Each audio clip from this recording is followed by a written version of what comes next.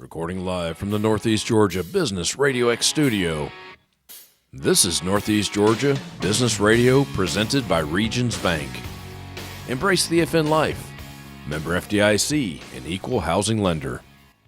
Welcome back, folks, to another exciting edition of Northeast Georgia Business Radio. I'm your host, Tom Sheldon, and we're coming to you live from the beautiful Empower College and Career Center of Jackson County. I have with me a special guest, a hardworking guest that I know. And hey, folks, she's a dog, all right? She's born and raised, like right here. So she's awesome just off of that. I have with me today from the Jackson County government, Jamie Dove. Jamie, welcome to the Northeast studio. Thank you. Happy to be here. How are you? I am just living the dream. Are you really? Yeah, every day. Now, I know a guy that when he hears that, he kind of shudders a little bit. Living the dream. Living the dream. I think he knew a crazy woman or something at one time. I don't know. You're not a crazy woman. No. That's good. You do work with the Jackson County. I do. With Jackson County. The Jackson. What is the Jackson It is County. the Jackson County. What is it now? The number 4 fastest growing in the nation? In the nation. Ouch. We're on the map. They know us. They have seen us. They're looking at aerial views. We're around. So when we go out to our cars, we should just wave all the time? Just wave all the time. Nice. Constant planes flying over, getting up-to-date imagery. I've noticed more and more helicopters that aren't Black Hawks. Is that what they're doing? We fly pictometry once a year, but it's a smaller plane. Oh, okay. Definitely not a chopper. I'm going to wave at everything now. Right. Jamie told me to wave. I'm on Google Images. Lovely. Lovely. But now, being part of the Jackson County government, that is like an ant in a giant mound. Right. We are very fortunate. So many moving parts. Mm-hmm. What do you do? So I'm the public development director. That department, we see a lot of things. We are 3 divisions in one, but we have planning and zoning in our office. We have building permits, and then we have code enforcement. If one section slows down, another picks up. So we are just constantly in the movement. You're director of all that? I am. All 3 heads? Mm-hmm. Wow. And you swear you're not crazy? In my opinion, joking. no. I am so joking. Maybe we should reach out to it. I used the ant analogy earlier. That is maybe more of a beehive of activity. Maybe a beehive. Holy smoke. I know. And you're the head of all that? I am. Wow. That's a lot going on. It is. It's a full day. I can imagine. No days off. No. 4th fastest growing in the nation. Well, what does a day look like, though? So, that's open-ended. That's open-ended. We'll start with one like today. You come in, you may have meetings set up for pre-construction meetings. I had one yesterday with Mavis Tires coming into town. So they're going over on 124 and 332 in that Publix area. Okay. So you may have a pre-construction meeting where you're meeting contractors for soil and erosion or for the actual vertical building, et cetera. Then you might transition into, hey, we get a call from the sheriff's department. They would like us to assist on a code enforcement case. So we're dealing with stuff like that. And then, hey, at the end of the day, you're expected to look at about 20 building permits. It's a full day, but tonight I have planning commission as well. Like I said, busy Thursday. Were you exaggerating at 20 permits, or is that kind of the norm now?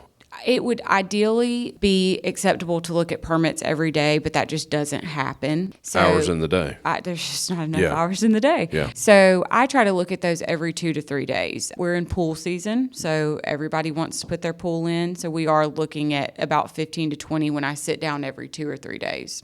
So that's even a permit for that at my home. My home getting a pool and a multi-million-dollar building being built in front of Publix. Yeah. Wow. Signs. There's a lot in between. Fences, demolition permits, remodels, anything. Wow. Yeah.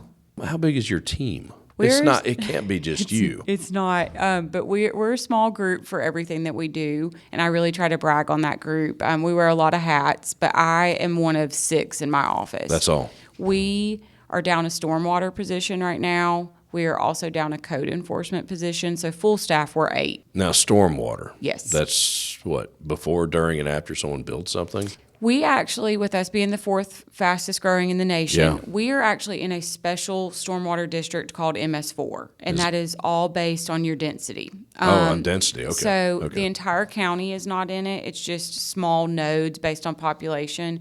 Traditions as a whole is in it. Mm-hmm. We have a small node down by Clark, and we have a small node up by Hall. But Really? that's what our stormwater specialist is for, is to take care of that program. And that reports to EPD. And that what? So people's property, homes don't get flooded by. Essentially, you're making sure that you're being responsible with where it's flowing. And Yeah. then you're also making sure you don't have people pouring paint, fertilizer, et cetera, into the storm drains. Well, I hope they don't. How in the world can you control that, though? Yeah, you can't. It's all education based. Okay. And with you having so many people, contractor wise, coming in, especially with like, hey, you can't put lawn clippings in the catch basin. Well, chances are a landscaping crew may be coming in from a different jurisdiction. So it's catching them and educating them. And anytime you're telling someone not to do something, that can go sideways. It can. Well, you're not ever telling anybody they have the most beautiful job or they're not doing the best they can do. So people don't always have the best attitudes about it. Right. Yeah. Thankless. No. But I'm glad you're doing it. We're knocking it out. We're rocking and rolling. Now, you mentioned the nodes. Is that something that's ever evolving and changing? Yes. As the county Absolutely. changes? So it's all census driven. So when the census came out with the results last year, that did change a little bit for the county. However, it mostly affected town of Brazelton and city of Houston. Right, the Yep. west side. Yep. Which has been growing for 10 years. Yep. Or probably longer than that, but I'm just throwing a number out. So that's kind of where that shifted a little That's bit where it's for begun. us. But at some point, I mean, maybe 20 years down the road, the entire county will be in that district. You think it'll take that long? Well, if it's based on census, it has to. Right. No fault of yours. That's old information. Yeah. There's no way to change that. No. There's Wow. some things in our department that we're 30 years ahead of, and there's some that we're just always going to be 10 years behind. You can't do any. You can't do any different. Yeah. Because unfortunately, if there's something wrong, you're going to get blamed like it's your fault, Right. and you're doing everything you can with what you have to do it. Yeah. You just, like I said, you got to have an educated response to come back with. Well, that's what this podcast is going to do. I'm dead serious. Hey, folks, don't be picking on Jamie. She's a wonderful person. Do not be picking on Jamie. 10-year census. Wow. I'd say I didn't know that. A lot is driven off of You that would never census. think of that. But a lot of our transportation stuff is as well. So we just keeping up with the times. Or trying to. Try 'em. Wow. So building permits are very popular. Building permits are very popular, and what we have done is we're all online now. That was a big project back in 2019, but boy, there came COVID. So Yeah. it worked out Yeah. because that allowed those builders to still put those permits in and accomplish what they needed to do. A lot of residential. A lot of residential, and then like I said, every now and then we'll get a commercial hit or an industrial hit, but not as many as maybe some of the others that are up on 85. I got you. Well, that is our sector to the world, our Yeah. I-85. That's our whatever to the world. The world comes to us, I guess. I don't. I have no idea what I'm. Now, there are ordinances. What does an ordinance do? Our ordinances are... It's a catchphrase anymore. Yeah. There's an ordinance. What does it do? What does it do? Right off the bat, rules and regulations. So we have an ordinance that our office goes by. It's called our Unified Development Code. And it alone is about 700 pages. So Wow. that's what we're looking at every day, flipping through. And you get new things every day. I mean, people might call and they say, hey, we'd like to do X, Y, and Z. And it's not something that we get every day. We've got to get in there and really dig through and educate ourselves on new uses. So, What can and cannot be done right. as far as development and Well, use? uses, and then if you get, like, for example, if somebody called and wanted to do a dog kennel, that might not be one that we get every day. So we need to get in and look at, hey, these are the setbacks off of the property lines for a dog kennel. Hey, they've got to be soundproofed, stuff like that. Now, is that available to the public? Yeah. Oh, is it? Yeah. So there's this website called MuniCode, Okay, how do you spell that? MUNICODE. Gotcha. A lot of your Georgia jurisdictions are on that. But what you do is you go to municode.com, click on the state of Georgia, then click on Jackson County, and it's all there. Wow. Yeah. So before someone starts a project of any type, really, Yeah. they need to look into it. They absolutely can. Save a lot of headaches. And then with questions, you just call, and then we'll help you out. We'll guide you along the way. Because if someone spends a bunch of money and time putting something together and they're breaking every ordinance in the world, it's possible they have to get rid of what they've built. Yeah. It can be done. Mm-hmm. That's got to be a Always. hard conversation. Always read the rules first. Oh, yeah. No, I'm with you on Or that. just call, like I said. Just call. That's what we're there for. Yeah, because Jamie and the gang, they're doing nothing. They're just hanging out. We're sitting up there hoping bored. for that, staring at that phone. Please ring. Please Please ring. ring. I better be careful. They're going to have me on that phone. We tell people, though, that makes everybody's lives and jobs easier if you call first. Just call. Yeah. Now, something I want to jump to. We're going to jump around, folks. That's what we do. That's what we do. That's what we do. Something I want to touch on because I've been around, okay? I know a lot of people, a lot of places. I've seen communities grow. I've seen them flounder. All the above. Impact fees. Impact fees. Personal, worthless opinion, I think they're super important. I don't want to upset anyone by saying that. Jackson County now has impact fees. Mm-hmm. Didn't always, but they do now. We do now. Why do they have them? We, back in 2021, went through a moratorium period where our BOC members truly listened to the citizens when they said enough is enough. We are going through such a growth period. We truly need to take a step back and look are we doing it correctly? Or do we need to pump the brakes? Do we need to change some rules? Bless them for that, by the way. So we did that in 2021. That lasted for about 11 months. It was going to last for a year, but we finished early and ahead of schedule and on budget. So went ahead and finished that up and put some new rules in place. And then impact fees came from that. Very long study that took place with multiple different committee members, contractors, et cetera, to put those price lists together. Isn't just an arbitrary number that we just threw at the wall and it stuck. I mean, it came from literally months of research. There's a formula. There's a formula. Nice. Absolutely. There should be a formula. But those go to 4 different departments, I call them, that are truly, obviously impacted from growth. One of those being roads. So roads. They get the majority of the impact fee. And fair enough. Our roads, they're torn up, whether it be during construction or just constant traffic from residential subdivisions. Now, is that road repair, road improvement, all the above? So putting in a turn lane? So a lot of that is put into an actual plan. It's called our CIE, so Comprehensive Impact Analysis. But that's looked at, and it prepares you for projects that, hey, this is already kind of an area of heartburn for the county. There's going to need to be improvements here, and it's also going to be a growing area. Skelton Road's a perfect example of that. So honestly, that came to mind. Yeah, so it came to mind. With what we're doing right there with the realignment with 332, that'll be an area where impact fees can be used. Perfect. Yeah, it really it's definitely is a great been thing. impacted for a few years. It's definitely been impacted. Yeah. So, but we have just so far we have raised a ton of money through impact fees. I think that's a good thing. Now, what were the other departments you called? Okay, the roads were one. Roads are one. Parks and Rec is another. Parks and Rec is only impacted on residential growth, so residential permits are the only ones that contribute towards Park and Rec. It makes sense. Mm-hmm. And then our others, we have EMA, and then we have E911. Those are obviously Sheriff's Department, EMS, things like that, more people are going to call 911. Right. Yeah.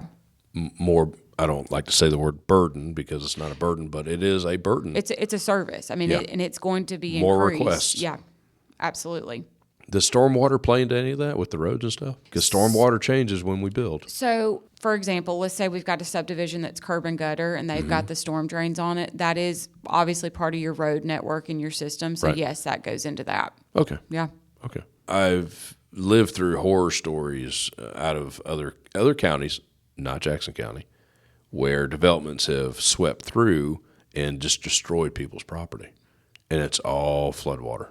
Drain water, whatever you want to call it, stormwater. Right. And I mean, there's so much that goes into a review for one of those projects now, but I'm sure 10 years ago, just what we were missing out on would have been crazy. Yeah.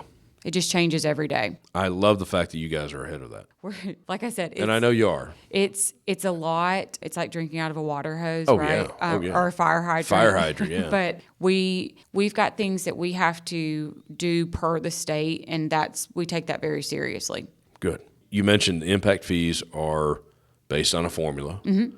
Who is paying that impact fee? Is a taxpayer paying it? No. If you come in and you get a permit, and that could be a developer that's building out an entire subdivision. A multi-million-dollar development. Yes. The permit pooler is essentially the one that's paying that impact fee. I got you. So what the sense of was on that is, hey, we have people coming in, building subdivisions. They're from other jurisdictions. Yeah. They build it, and then they leave. They're gone. And they destroy everything around them, and they're gone. I shouldn't say that. It's how true. do we hold them accountable ahead of time? So that's where those came from.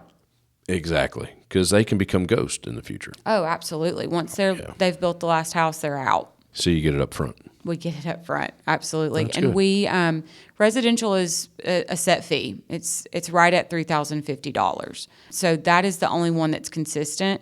After that, industrial, commercial, institutional, it's all based on square footage. Gotcha. Yeah. Is it ever based on how much pavement? How much? What do they call non-permeable? Right. Whatever. No, that just wasn't part of the equation, but we do look at that when we say, hey, this is all you're allowed to have on this amount of land. Oh, I got you. Yeah, we do look at that for stormwater. Some limitations, possibly. Yeah, absolutely. Well, that's good. We're just keeping Jackson County beautiful. Correct? We are. Correct? That's the tagline. Isn't That it? is our tagline. That is the tagline. That happens to fall into the department just organically, but we have that as well. As we should. As we should.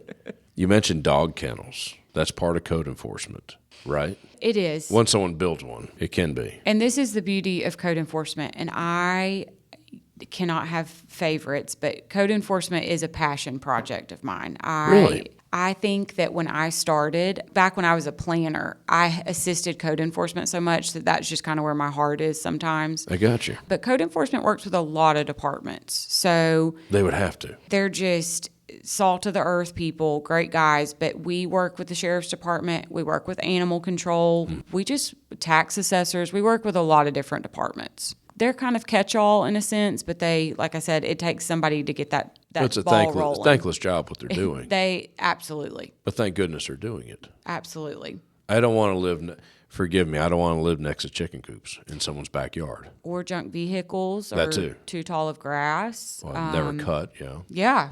Yeah. It's you get a call about junk vehicles, and then the next day you're dealing with dumping on the side of the road. I mean, you just never know where you're going. Right. What direction? I tell people when we advertise for that job and then we interview for it, it is truly something new every day. You I believe never that. get bored with that one. I believe that.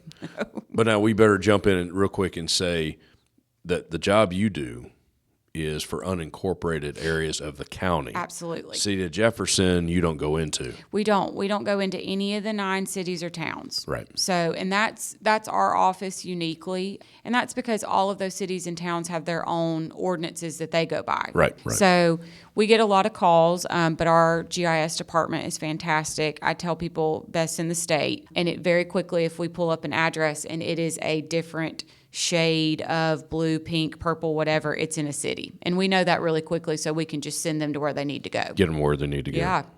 That could get interesting. It does, especially as quickly as annexations occurring. Because Are they still annexing? some places are. Are they? And I thought it had slowed down. it's just going to always be a natural thing. Well, that's true.